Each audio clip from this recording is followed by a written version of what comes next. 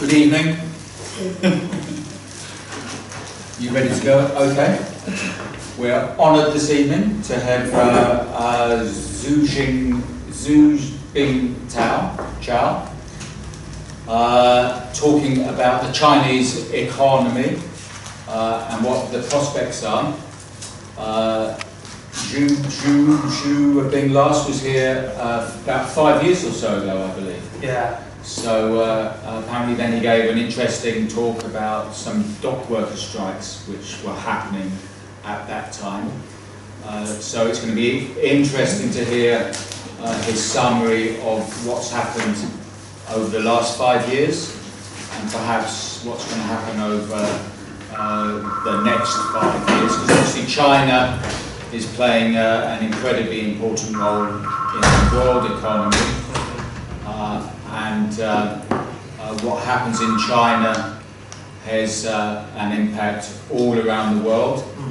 Plus, over the last 5 years, I think you could say that the level of contest between the United States and some other Western countries and China has become a lot more severe, even though at that time Trump was president and he kind of launched the trade war against China, and Biden has not lessened that. I would judge. Perhaps we hear what's happened, and things could get even worse. Things have got pretty bad now, and with the conflict over Ukraine, the contest with China has become part of the contest over Ukraine as well. So I'm particularly interested in hearing what the geopolitical consequences are, and also just what's happening in the Chinese economy. So over to you. You've got about an hour or so to speak, if you want, if you wish, if you choose. Thank you. Thanks everybody attending and coming, and many thanks to EASDALE Foundation inviting me. It's a big pleasure. Can I stand?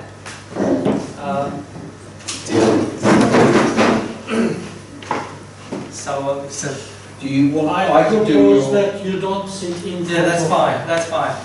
Do you want me to do slides? That's fine. I can. Yeah. Because I don't want to fall asleep. It's important that you don't fall asleep. I don't want to bore you. Yes. Yeah. Thanks for coming to this talk.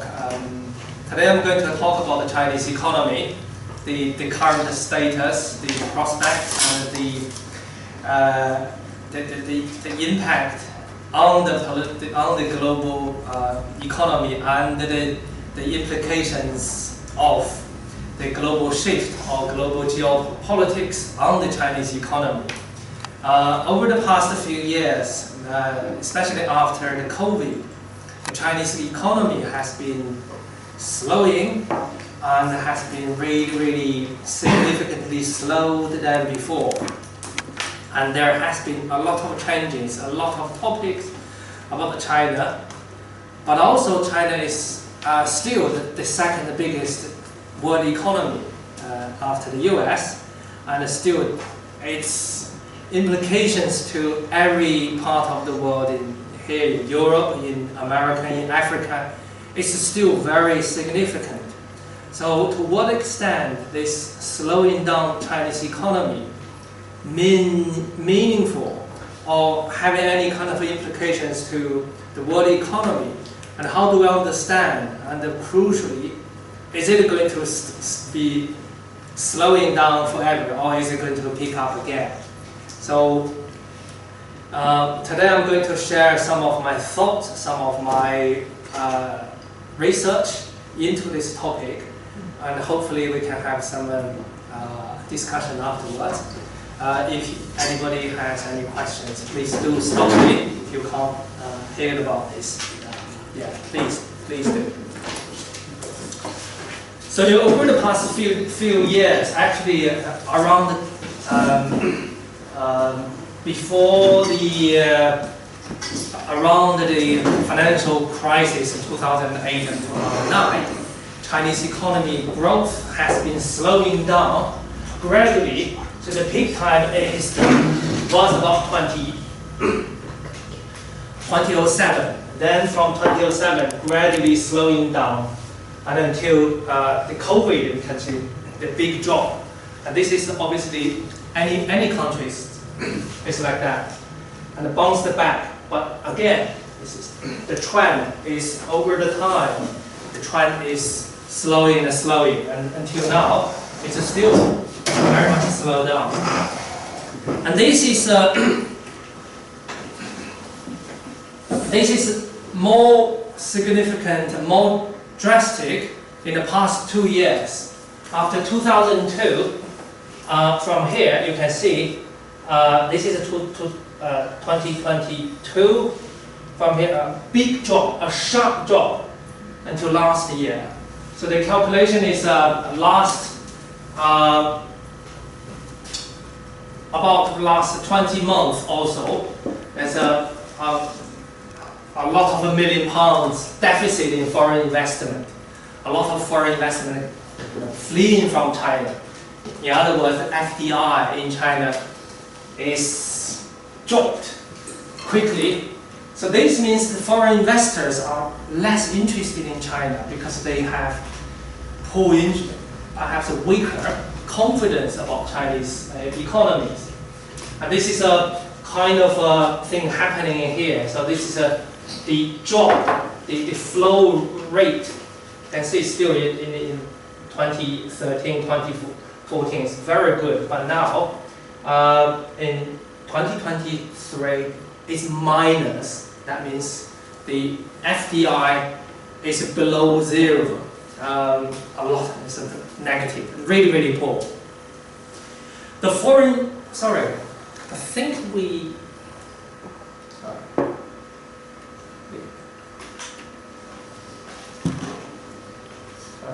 We jumped too fast. Sorry. We jumped too fast. So this is actually the second slide.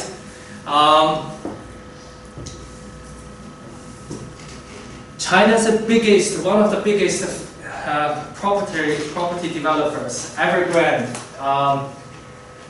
nearly liquidated in the stock market early this year. I read the story today.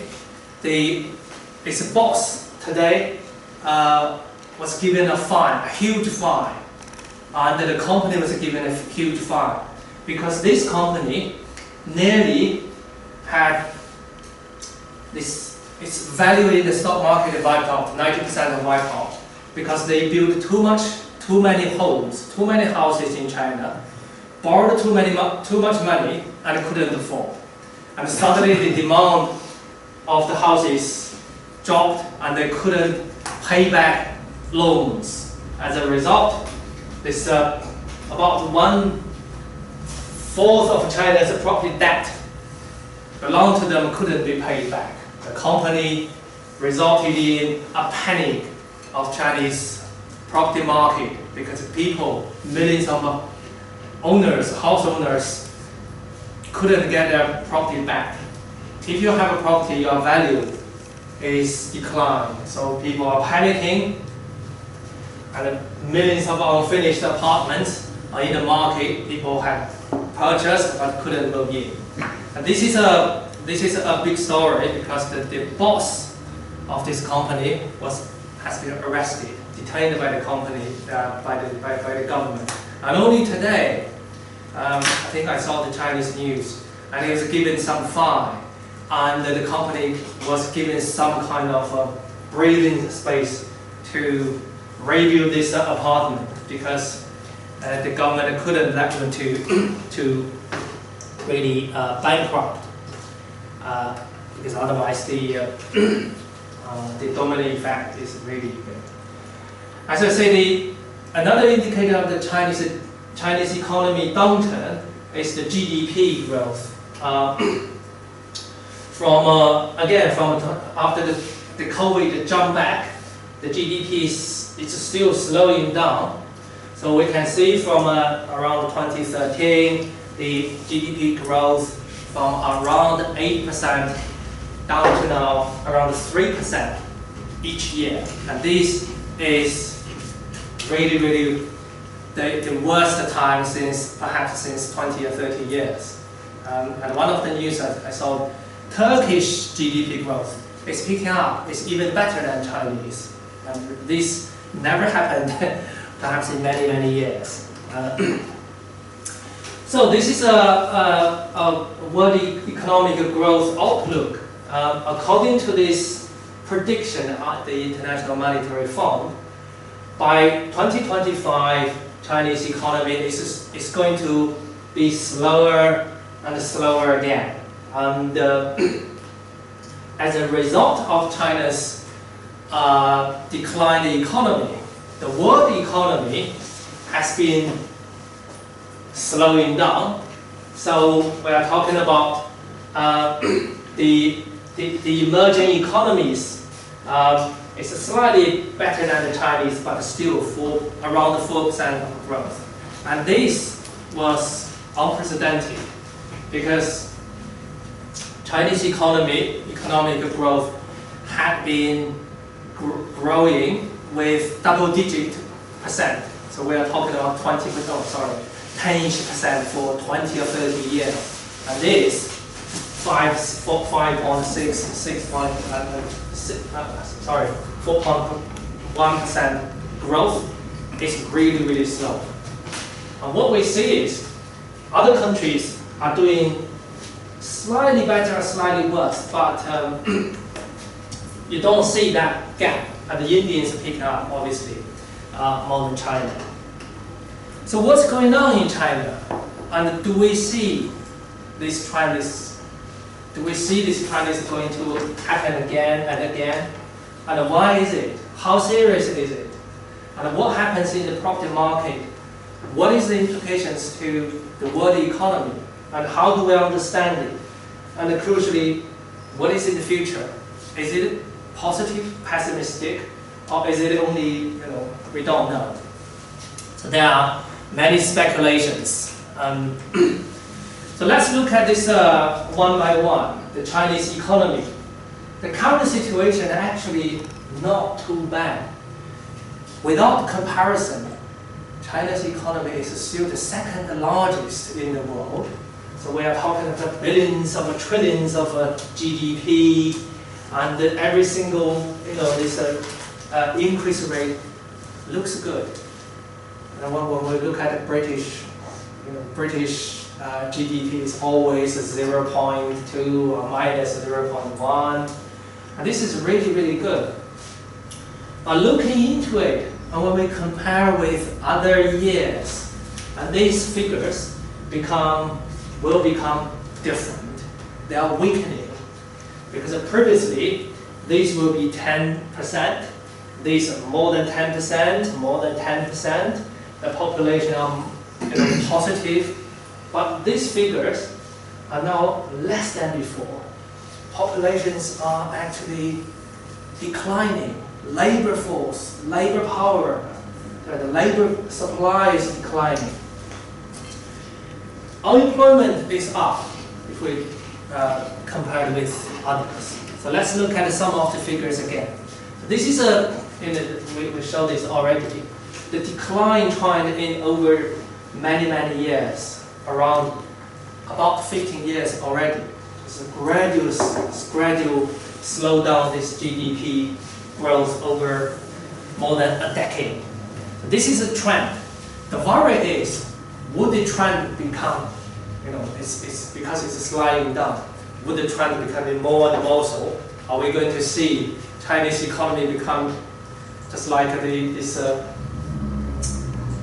developed countries becoming really poor, 1 or 2% growth? And that is a worry. Foreign trade has been going down really sharply from 2023, and I think this is the top is the total, and then we have export, and the red is the import.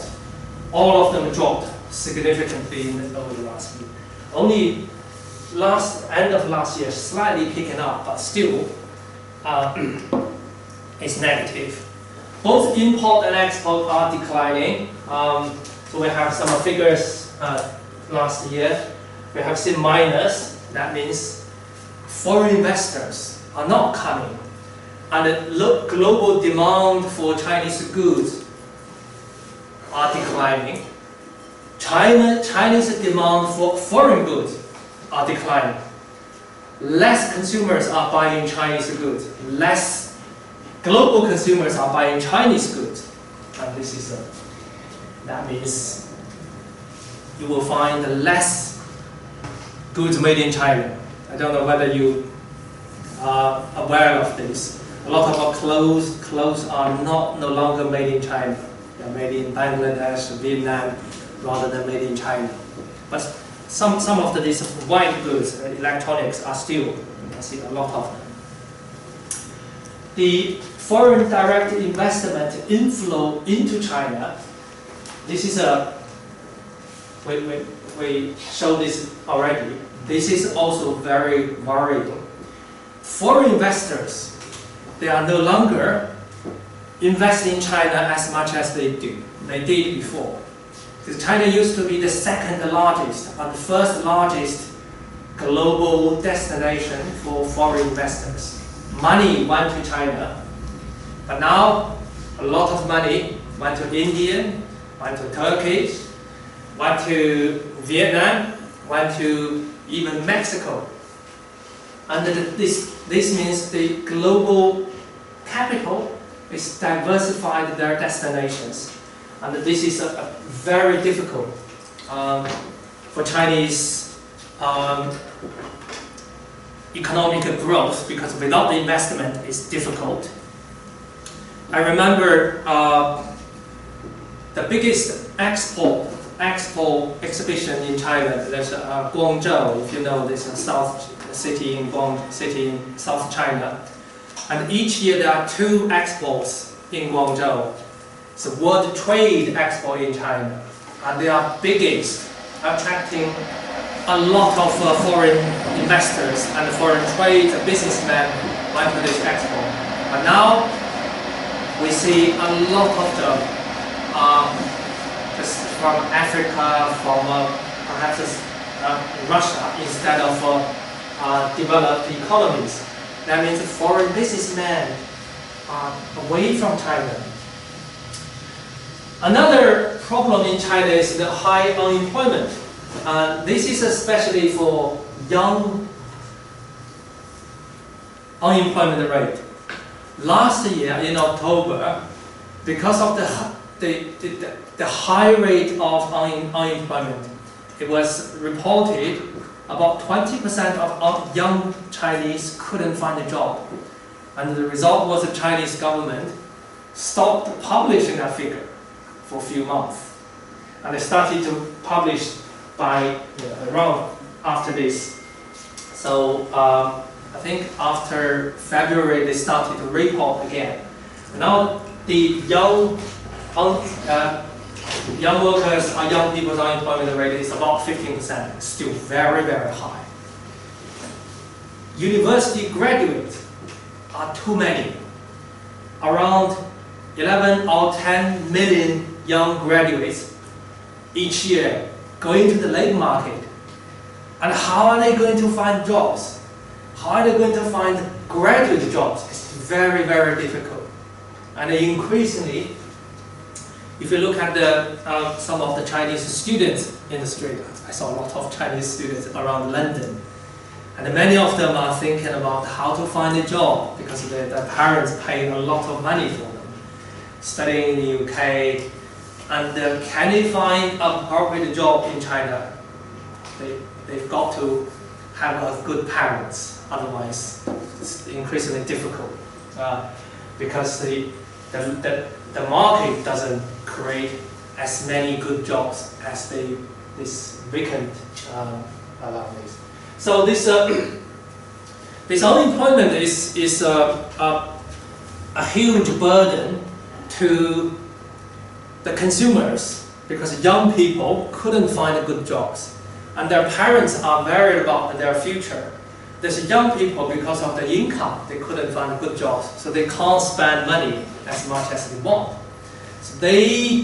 So this is a domino effect that they don't spend money. And if they don't spend money, the consumer demand is lower. They don't buy houses, they don't buy luxuries, and the economy will be weak. So this is another chart about Chinese FDI inflows after this big job. I hope you can see it. But other countries are doing very well. Indonesia, Brazil, Vietnam, South Africa, and India, they are doing really well. The Chinese investment is again, this is a 2023. It's very dropped significantly compared with previous years. Without proper FDI, foreign businesses, on the other hand, they have less confidence in the Chinese market. Many big names, many big global businesses are pulling out of China. We know that the Apple assembly lines have been moving to India in particular. It's a big name, Nike, Dell, Intel, Microsoft, for various reasons. Some of the reasons are business, some are political. For example, it's the American regulations to the high-tech chips made Intel, Microsoft, they have to move back to China, move back to US or to EU. So these foreign businesses are pulling out, a lot of them. As a result, the Chinese export to the US used to be the biggest and still the biggest. So this is Americans' import. In 2018, 65% of Americans' import was from China, but now it's down to around half of them. And as a result, Vietnam and India have more export to US. So the proportion of Chinese export to US is decreasing as well. So this is a rough picture about the Chinese economic picture. It's slowing down, a lot of problems, a lot of issues. The question is why? Why has the Chinese economy been slowing down, and why is this weak performance? What's going on? The first, and everybody knows, is the housing market. The property market collapsed. A lot of empty apartments, nobody buying it, and house prices are going down. The productivity is slow, so people don't make as much as they could. The aging population and unemployment make the labor force or human capital become less competitive. And the internal political authoritarianism makes some kind of a non-market decisions. We have a COVID impact. China has had the world's most strict COVID policy. Literally, the economy was stopped and everybody was confined at home. And that was very hurting. But the fundamental issue is a declining domestic demand. We haven't seen any slide here about the geopolitics. We will go through later.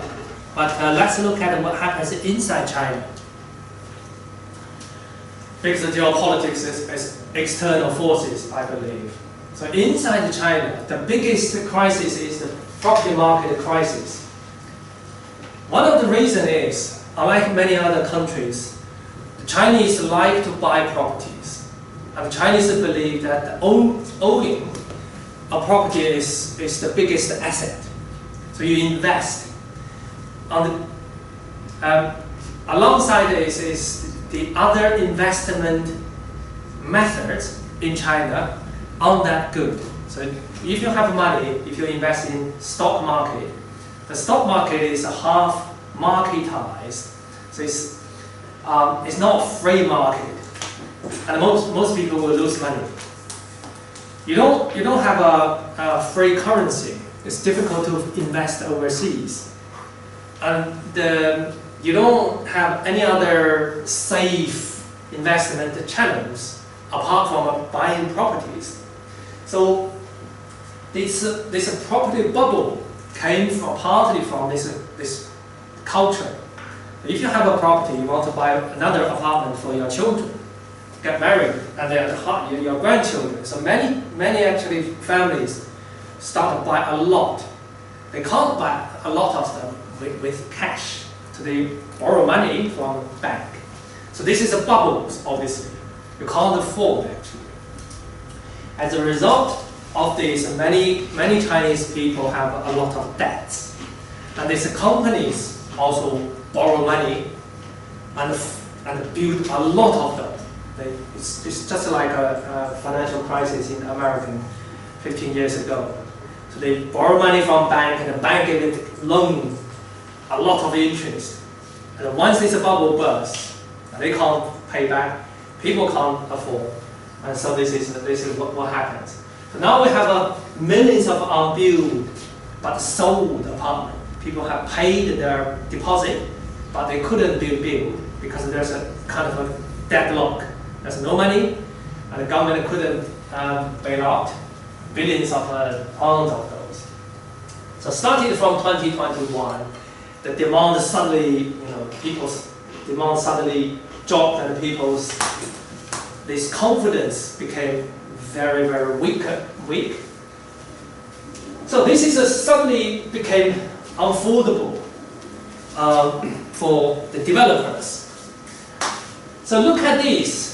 I think this is I'm not an expert on property market, but I think this is quite interesting. In the world,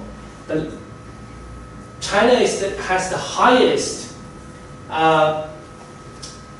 property-related GDP activities in the world. Around 30% of GDP is property-related, building, apartment, construction. I think there's financial activities around this. And other countries, 20 or 15%, or 10%. So they are healthier, and because there is a safety net.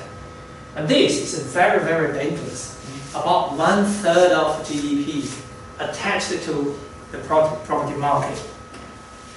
Once this property market has some problems, so for example, in this home price into income ratios, in Chinese big cities, Beijing, Shanghai, people's income as many as 50% of income as the ratio of their house price. And in London, this is in London, around 25%. This is 21. I know London's house price is rocket high, but not as bad as in China. It's good. In here, you can still, if you have a job, you can still afford to some extent mortgage. But in China, if you have a 50% of your kind of Is that saying how much of the proportion of your income that goes on paying off your mortgage each year? Yeah. So Beijing, Shanghai's property price is much higher than here. It's just like this. It's crazy. Yeah. And the housing price in China started from the late 1990s. Until recently, until 2020, it's growing fast, very fast, about not 10 times, about 8 to 9 times. And this is really, really high, really, really high. At the same time, people's income didn't go up as much as that. It's about 20–30%, I believe, or 10% maximum each year. You know the figure. So suddenly this from 2022 started to burst because of this property companies started to bankrupt. They couldn't afford, and in a high interest rate, they couldn't pay back international interest. So this is the domino effect that started. The newly built house prices crashed from 2022 to minus. So most houses in China started to just drop, and this is unique. Anywhere elsewhere in the world, you see house prices are always going up, but this is not the case in China now. And if you are selling houses now, you definitely get a deficit. But again, depending on when you bought property, if you bought earlier, that's fine. But people don't buy houses when the houses are, houses are not going up the price. This is just consumer psychology really.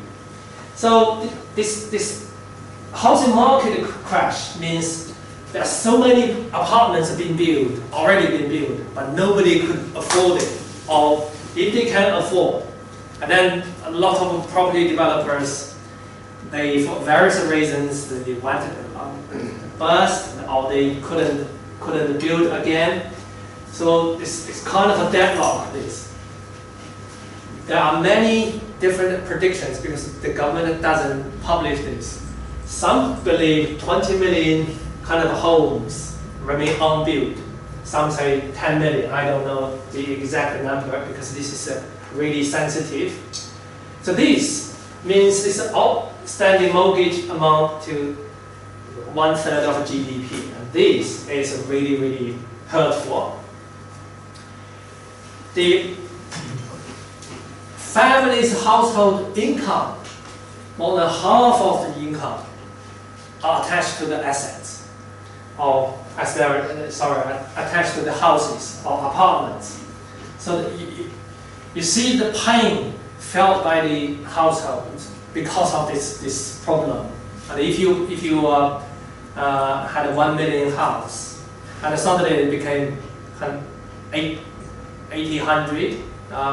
800,000, sorry, or 500,000, and this is a negative or rather than positive asset. Particularly some EMEK developers like this Evergrande lost billions of dollars because they are so powerful. So we're talking about Evergrande having over 1,000 projects, or there's housing communities or housing places around China, and they lost so much money.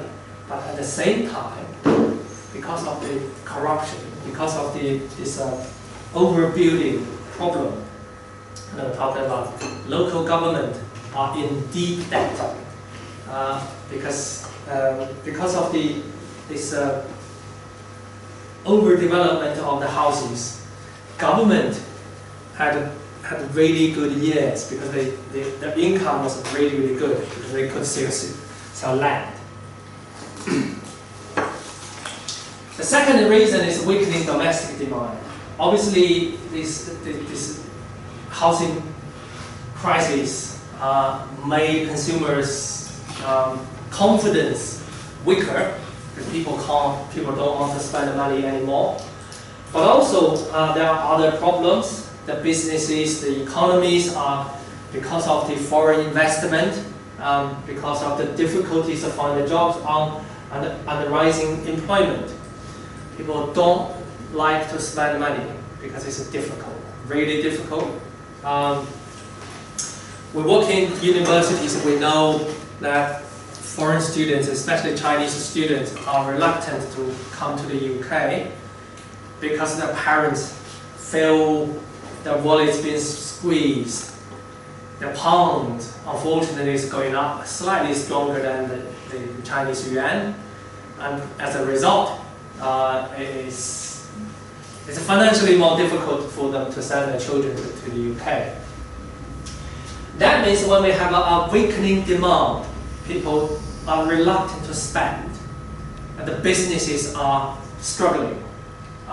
Many shopping centers closed, and it's difficult for people to do any sort of businesses. You see empty shops, and a lot of businesses are in deficit. So this is quite strange in China, because we call so-called physical businesses are in trouble. In light of the internet or e-commerce, a new phenomenon is emerging in China, which is the individualized TikTok-like online sales becomes popular. Many people can just use a mobile phone doing their business, and just selling something, and some, very few, can become really popular.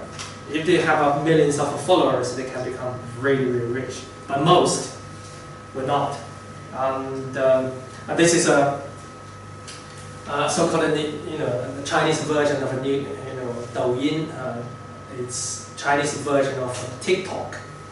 Some of you, some of you may know TikTok, or your children are playing that. And this is an abnormal, not a normal business phenomenon, because people are struggling financially, so they have nothing to do, so they do this kind of businesses.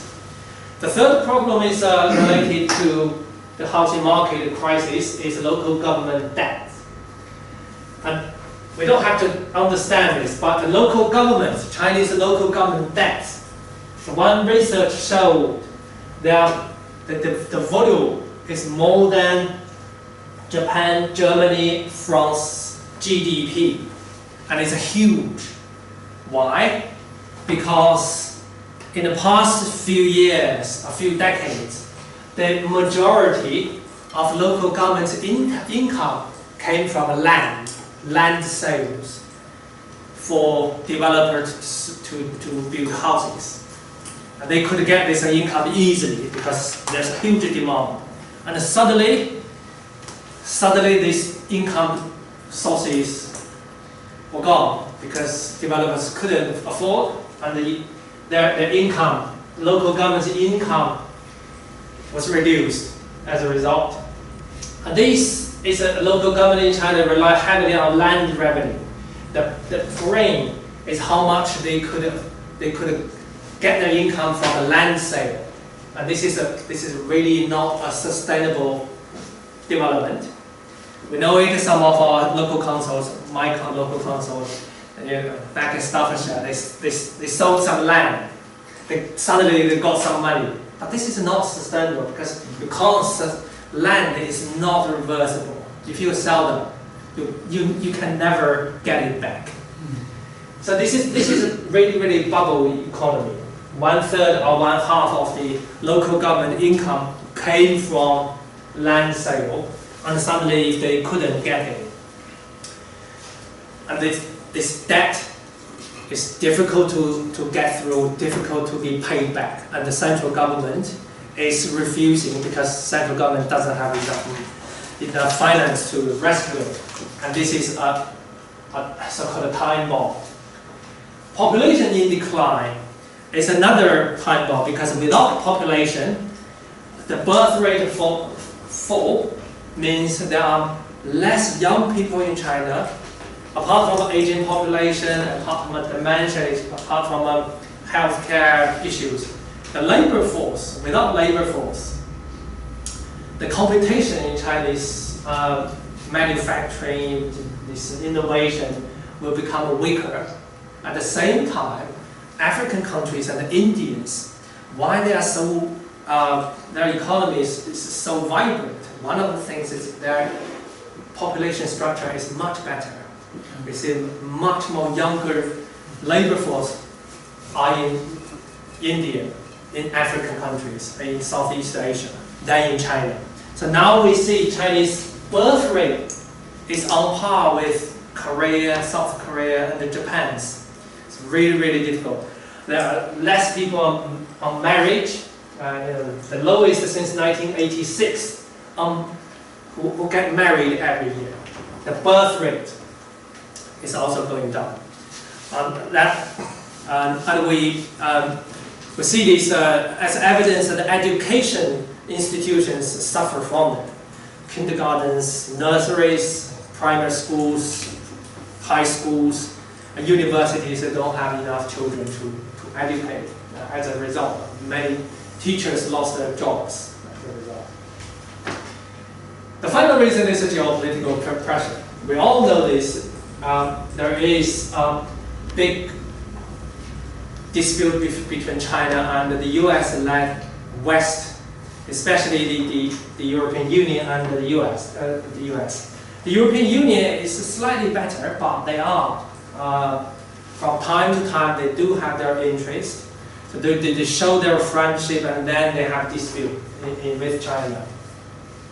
The regional tensions in the Middle East and in the Ukraine obviously put the Chinese in a very awkward situation. The oil price, the supply, international trade with these different countries. But this is not as big as the tensions with US, because the world's biggest economy and the second, and their hostility means China is the biggest trading partner, is not happy with China.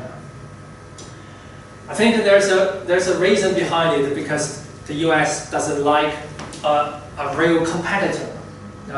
Many people believed in the past few years, believed that China would catch up and would become the biggest economy in the world.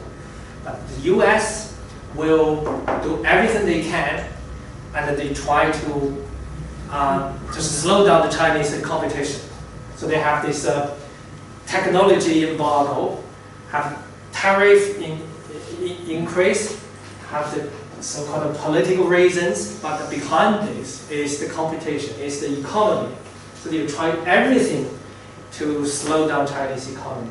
But at the same time, the US can't get rid of China because China is the second biggest economy. They rely on Chinese market as well. China is so huge, 1.4 billion population, and this is something they can't afford to lose. So you can see this geopolitical pressure is kind of great all the time on this. At the same time, we see these external challenges to global economy. We have the climate change. We have a trade dispute from everywhere. We have different types of financial stress. The recent high interest in many countries, but China means Chinese interest rate in the world is the lowest. It's probably 3 or 2%, the central bank. And if you have money, if you have capital, you don't want to invest in China because you just put the bank in here. It's 5%, 6%. It's profitable, and you don't have risk. So this high interest rate in developed economies made global capital reluctant to invest in low interest countries like China. Obviously, there are some other tensions. We have a climate change. We have food, energy supply problems. That we always have those. And all of this means, this political and military tensions means the external environment are not always supporting a developed economy like China to always have this high speed. So what does this mean to the global economy? Obviously, there are many geopolitical, you know better than me, but basically, the slowing down of Chinese economy means many other countries will be negatively impacted. So, for example, this property, the housing crisis in China will influence some house prices in here because many Chinese developers, they build houses here. and they could influence the housing prices possibly in here. If Chinese capacity is too much, it's too high, so the American will claim you have an overcapacity. Your manufacturing, your goods, your export, you don't have many people to buy, so you will dump your product. You will lower your price. So they don't like this, so they claim that there is overcapacity worries. We also have developing countries' debt crisis because China lent a lot of money to, let's say 150 developing countries have Chinese loans, government loans. And these loans are very sensitive and low interest, and many are political loans. Are they going to pay back? Because Chinese, they are difficult. But if Chinese government has money, that's fine. But if Chinese economy is struggling, China will be more reluctant to just wipe out the debt. So there's always a kind of impact. And I think many African countries are watching Chinese economy to see, oh, I hope they can pick up. Otherwise, our debt we have to pay back. So it can be quite influencing. So in this context, will Chinese government do anything? They do. They do have to rescue the economy, otherwise it will be really difficult. So from 2020, there are kind of measures like legal, like financial, and government policies to rescue the economy. So legally, they have there's a new foreign investment law in 2022 to promote foreign investment, saying, come on, you can invest, and we help you. You will make money. And the central bank cut their loan prime rate, and hopefully to stimulate the economy. The biggest policy so far is last month. This month. So 2 weeks ago, the biggest rescue package to the housing prices, housing market. So about $40 billion US fund to local government, because the local government couldn't afford to rescue it. So let them to buy these unsold properties as affordable housing. So hopefully they could stimulate housing demand. Is it effective? A little bit. On 1 or 2 days, the stock market and many property developers have their prices went up, but eventually going down. Because this is not enough. This is far less than about, you probably need 10 times of that money to rescue. And housing market is just one part of the Chinese economy which is in decline. Some people said that you need 20 times more money to rescue. So they said it's some kind of a 4.1 trillion. I don't know how they said it, how they estimated. Goldman Sachs.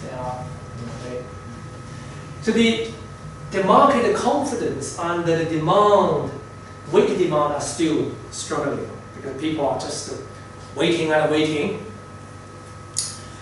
And this is not going to be a short-term solution. Youth employment or youth unemployment, how to address it? Last week, the President Xi Jinping particularly had a conference, a meeting, a Politburo meeting, called to do more to address the labor market and create more jobs. But there was no actual policies because we don't know how. It's really, really difficult. So we can just see these rising unemployment figures. So what we see here is the weakening economy, the geopolitics, and the unfavored problems, external and internal pressures. What about the future? Is Chinese economy going to be bad or good or better? So there are two sentiments. Americans will say, oh, there's a ticking time bomb, Chinese economy is going to explode and everything is going to be dark again. But Chinese will say, it's very resilient and it's tremendous potential and great vitality. So this is obviously, there are different kind of a sentiment, different ideologies, perspectives you can see. And if you read the news from different sets, positive and pessimistic. So probably we would say the answer probably will just in between, because both pessimistic and positive estimate would be exaggerated. And realistically, we will probably need to see the longer term. The biggest challenge is still the real estate crisis. And they need to bail out these troubled developers. We have seen the Chinese government has started to rescue it. So for example, today's Evergrande, they are going to rescue it about half through and give market confidence. I'm sure there will be more positive news. Boosting housing demand and mitigating the contracting in property construction. So a lot of things will happen, but it will be mid to longer term. It will be slow down. In this very key moment, the Americans started to wave their knives again. In the past few weeks, we see the tariff war. They had this tariff war again. They claim they're going to match this. But actually, this is only 4%. 4% of the total Chinese export. It was actually a political kind of a political gesture for Biden's election war. So they need to do this. At the same time, Trump said, "Oh, I'm going to bomb Moscow and Beijing if this is not." So this is very much political. It's not actually quite influential. But you can see this hostility against China is still there, hanging there. All of this actually couldn't hide the fact that there are quite positive signs in Chinese economy. We see from the first quarter of this year, the export and manufacturing production actually performed really good. And so imports and export all went up. Export rose by 1.5%, imports 8.4%, manufacturing went up 5.3%. So all of this suggested the Chinese economy actually really resilient. The international community actually recognized the IMF predicted GDP growth went up from 4.6% last year. They predict the Chinese economy will went up. GDP will go up 4.6% in 2024. Now their prediction is 5%. I checked many other international banks and the consulting firms. They all went up the prediction. So they actually, it's quite positive. And when we see this global economic growth prediction, it's, what's China? China's here, 4.9, 4.2. This is 24, this is 25 prediction, GDP growth. And what we can see here is actually Chinese economy is not the worst, and it's leading the world economy. 5%, around 5% or 4.9%. And most other economies are struggling actually to see 1 or 2% income. So actually, this growth rate downturn is not that bad.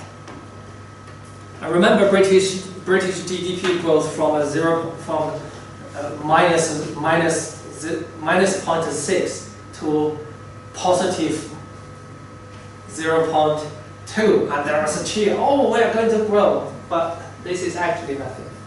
No one wants to compare themselves with that. Yeah. So actually, this recovery is mixed. Some of them going up. The pink is the most recent, April 2024. You can see it's not too bad. Just this, the final one is the property, is the housing market, is minus. All are not bad. Retail is still struggling. So it's a mixed performance, and the recovery is probably there. And this is a manufacturing, so-called industrial added value. This means it's against this big job in 2023, 24. You can see an upward. That means more production, more output were made in China. And the foreign trade, we have imports, exports, and foreign trade in total. They're all going up from January 2024. Exports grow from a last year, from 2023, went up in the first time from March. So this data showed Chinese economy is resilient. It is a mixed picture. Some of the, still we have a housing market is still in crisis, but cautiously optimistic outlook. And we can see there's no sign of a systematic financial risks. We don't see any banks burst. We don't see any significant debt that you can't afford, apart from some property developers. Obviously, the challenges are quite significant, quite obvious. The internal and external conditions may have some barriers. The global political economy will make some noises, shift, especially some tensions, some tariff wars, some other tensions may give China some problems domestically. We mentioned that sometimes the non-market policies could play a role. Sometimes because government policies, they don't always make a policy for market sometimes. So the geopolitical dynamics, I think, is quite interesting. There are some tensions, and they will last, because China and the West will be a lasting tension because of the obvious reasons. There will be always dispute, always problems. Some can be business linked, some can be political linked. The China-US rivalry and mistrust can sometimes be quite dangerous. And sometimes we can see American politics can play a big role. And whether Trump will be elected despite being a felony, and that can be quite uncertain. But again, the signs are not always negative. As we say, the Chinese are not just staying there. The Chinese have positive and very active diplomacy. The Europe tour, the Europe visit by Xi Jinping I think, is quite positive. There are some breakthroughs. I don't know whether you notice a very rare China, South Korea, and Japan summit 2 days ago. Actually, from 2 or 3 days ago, early this month. Haven't been like this for 4 or 5 years.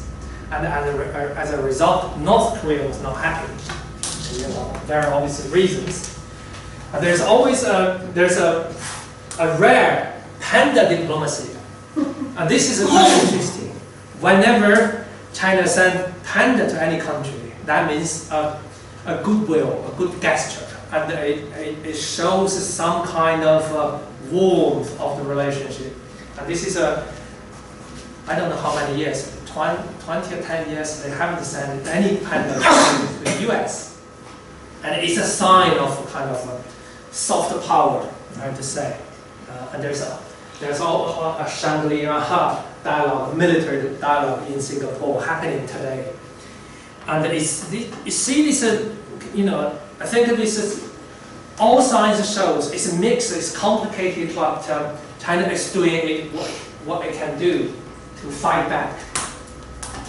As long as this is happening, I think the economy is in a very, very crucial transition period, and probably it's a slow, in the longer term will have some positive effect. It will reverse, but in the short term, it can be dangerous, can be difficult, can be challenging to Chinese.